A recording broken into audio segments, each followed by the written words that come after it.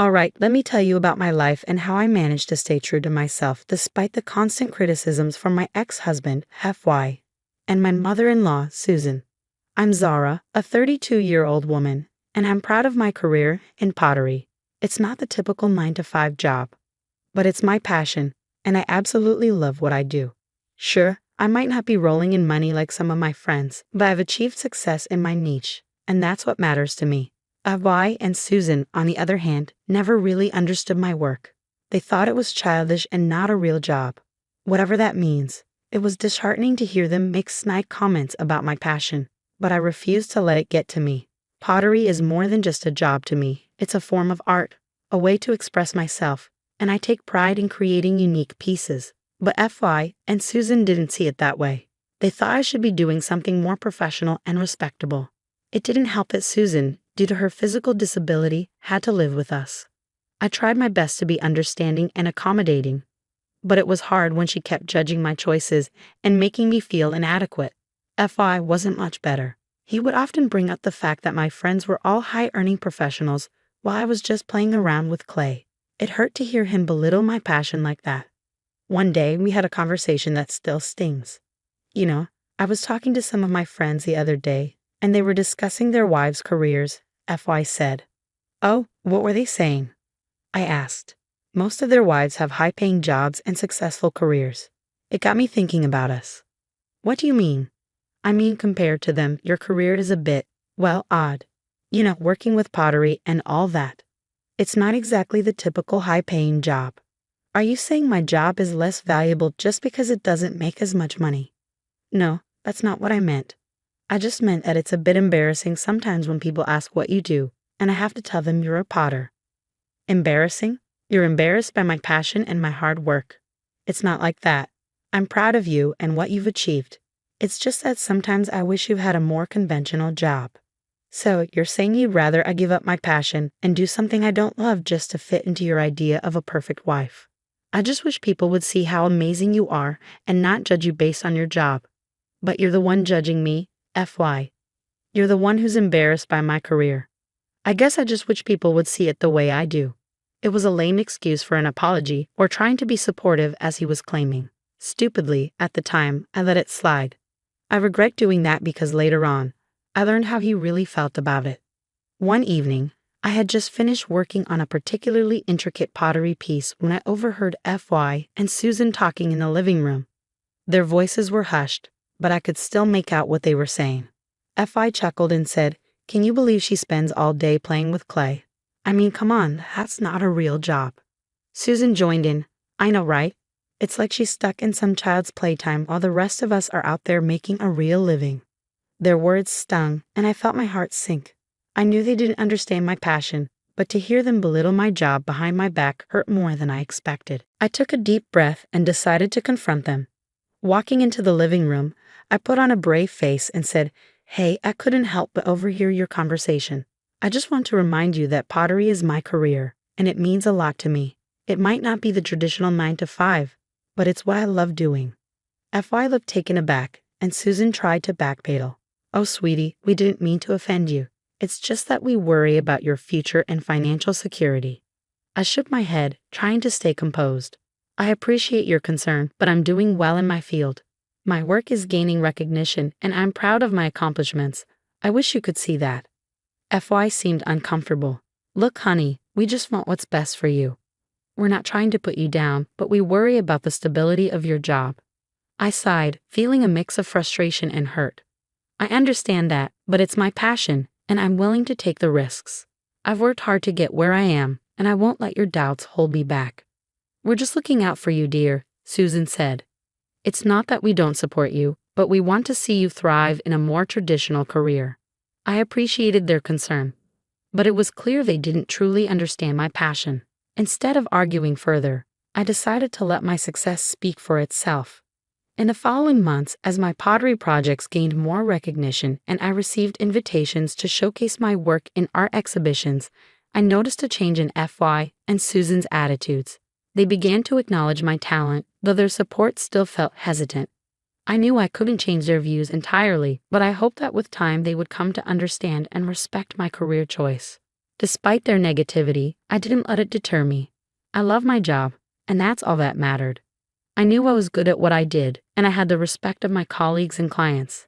That's all the validation I needed. Whenever they made snarky comments, I would just smile and shrug it off. I knew they didn't understand my passion, and that was fine. I didn't need their approval to be happy. What's even more amazing is that my pottery started gaining more recognition. I started getting featured in magazines and art exhibitions. My unique style and authentic approach to my work were finally getting the attention they deserved. Of course, FY and Susan couldn't ignore the success forever. They might not have fully appreciated my work, but they couldn't deny that it was bringing in money, and that seemed to be the only thing that made them somewhat okay with my career choice. As the years went by, I continued to excel in my field. I learned to tune out their negative comments and focus on what truly mattered, my passion and happiness. It wasn't always easy, but I was determined to stay true to myself. I had my ups and downs, but my dedication and hard work paid off. I was able to carve a niche for myself in the pottery world, and I couldn't have been prouder. Well, guess what, folks? All of my hard work and dedication paid off. Let me tell you what happened next. After all that hard work, I finally got a major investor interested in my pottery. I was over the moon.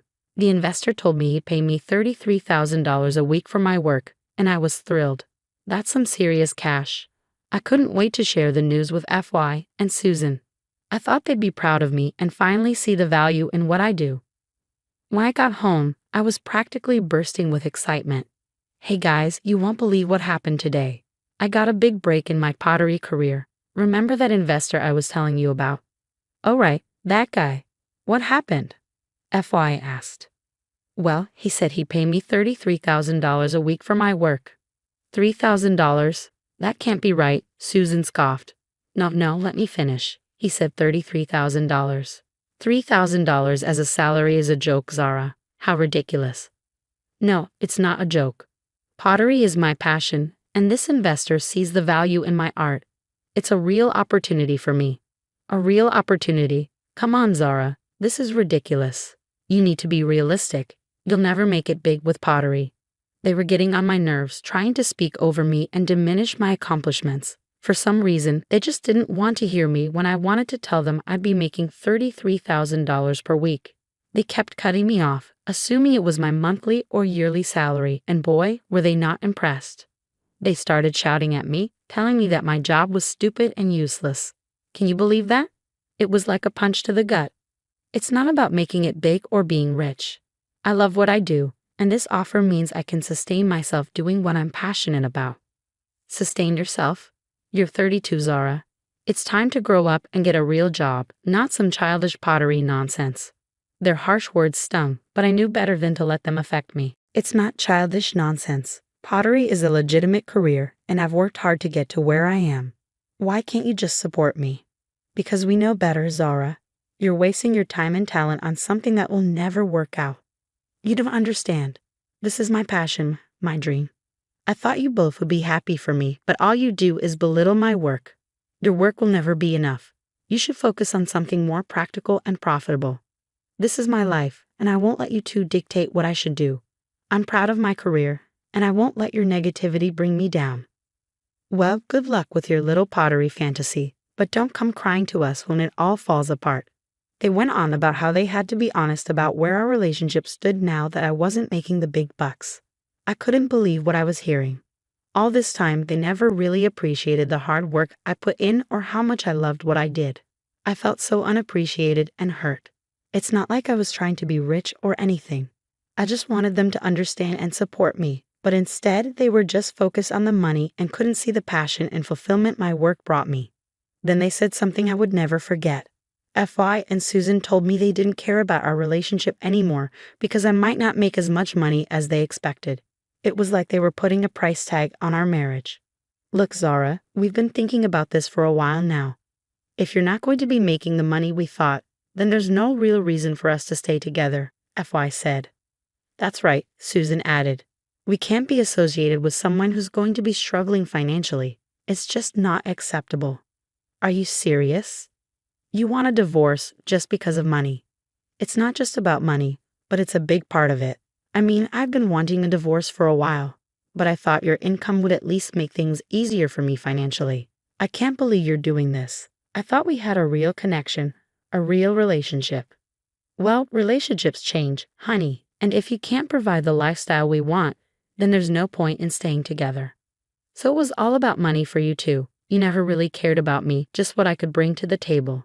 I mean, it's not the only factor, but it's a significant one, FY admitted. I can't believe I married someone who values money more than love and connection. I'm disgusted. Love doesn't pay the bills, Zara. You'll understand that one day. Well, I'd rather have love and passion for my work than a marriage based on materialism and greed. Fine, have it your way. I'll file for divorce and we can all move on with our lives. Good riddance. As FY and Susan left the room, I felt a mix of emotions. I was hurt, angry, and heartbroken, but I also felt a sense of relief. I realized that I deserved better than to be with someone who only cared about money and didn't appreciate me for who I truly was. It was time for me to focus on my career and my passion and surround myself with people who truly valued and supported me. As painful as it was, this divorce was a chance for me to embrace my authentic self and find happiness on my own terms. After I left the house, I had a mix of emotions: hurt, anger, and relief. FY and Susan seemed kind of embarrassed and guilty for how they treated me, but it was too late to take back their words. The damage was done, and I was ready to move on. I called up my lawyer friend right away to speed up the divorce process. I wanted to be free from FY and his toxic mom ASAP. Luckily, we both agreed on a mutual divorce with no alimony involved. FY and Susan were surprised and laughed, thinking I'd be homeless without their money, but I reassured them that I'd be just fine. So we all sat down in that lawyer's office, ready to sign the divorce papers. FY and Susan looked so pleased with themselves, like they were finally getting rid of the crazy me. Well, I wasn't going to let their smugness get to me, especially since I had a lovely surprise for them once I finished signing the papers. When I finished signing, they jumped for joy, saying they were free from my antics. Finally, we're done with all this stupid drama. Free at last, FY exclaimed. Oh, thank goodness. No more dealing with her and her weird pottery stuff, Susan added. You know, you both seem really happy about this divorce, I remarked. Well, wouldn't you be?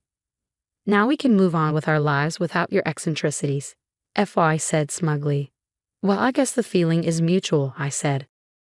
Oh, please, don't try and act like you don't need us, especially now that you're broke, Susan scoffed. Oh, trust me, I'm more than happy to be rid of you two clowns. Clowns? How rude, FY snapped. Rude? Maybe, but I don't mind being rude to people who are beneath me. Beneath you? What are you, stupid and deaf? Susan sneered. Okay, enlighten us then, FY demanded. Well, for starters, I've got some pretty exciting news. You see, that night when I told you I'd be making $3,000, you didn't let me finish my sentence. I'll be making $3,000 per week. FY and Susan's jaws practically hit the floor. Their faces went pale as they realized the mistake they had made. The kind of money I'd be making could afford me a whole new life and easily cover Susan's medical expenses. Talk about a mic drop moment. I couldn't help but smile at the shock on their faces. It felt so good to turn the tables on them. I was finally free from their toxic attitudes and the constant belittling of my passion. Wait, $3,000 a week. Are you serious? Yep, dead serious. But we thought you were going to be poor without us. Yeah, you both seem to have a habit of underestimating me. I didn't mean, it's just that pottery, it's not a stable career. Pottery is my passion, and I've turned it into a successful business. Guess you missed that part. We didn't realize. Yeah, you didn't realize. You never took the time to understand or appreciate my work. You were too busy belittling it. I didn't mean to hurt you. I just thought. You thought wrong. You both thought wrong about a lot of things. Zara, we didn't know. We were just worried. Worried? You were worried that your precious image would be tarnished by having a wife with a strange career. Well, guess what? You lost more than just a wife and a daughter-in-law today. Good luck paying all those medical bills without me. Zara? Favorite, it's too late now. I've moved on, and I'm happier without you both in my life. Both of you are pathetic. Fury and Susan exchanged glances, looking regretful for their actions, but I had already made up my mind. Even if I changed it, the divorce papers were already signed. That was the sweet part of this all. Both FY and Susan had to just accept the fact that they threw a good woman away. I stood up, ready to face my new life without them. Susan made a sad attempt at crying, trying to gain sympathy. It was actually quite hilarious. I couldn't help but laugh right in their faces, fascinated at how cruelty can lead to downright stupidity. As I walked out of that office, I held my head high, feeling a weight lift off my shoulders. I was ready to embrace my new life, one where I wouldn't be dragged down by their negativity. And you know what? Life without FY and Susan turned out to be pretty damned amazing. I focused on my pottery work, pouring my heart and soul into it. And you know what they say, do what you love, and the money will follow. Well, it sure did for me. My pottery project started gaining traction, and I started getting more and more clients. That $3,000 per week turned out to be just the beginning. I was earning even more than that, and I was damn proud of it. I moved into a cozy little apartment and finally felt at peace. I surrounded myself with supportive friends who appreciated my work and encouraged me to keep going. Meanwhile, FY and Susan were left to deal with the consequences of their actions. I heard through the grapevine that FY's finances took a hit because he squandered it on some shady business deals. I guess he was trying to get rich quickly, and it didn't pay off. The sad part was that Susan was struggling with her medical bills. Part of me wanted to feel some satisfaction in their misfortune, but I realized that I had moved on from all that drama. I was too busy building my own happiness to waste any more energy on them. So the moral of the story is, don't judge a book by its cover. Just because someone's career doesn't fit your idea of success doesn't mean they aren't making bank. And sometimes the people who look down on you end up eating their words. Life is too short to be weighed down by toxic people. Find your passion, embrace it, and surround yourself with those who uplift and support you. Trust me, it's a recipe for happiness and success.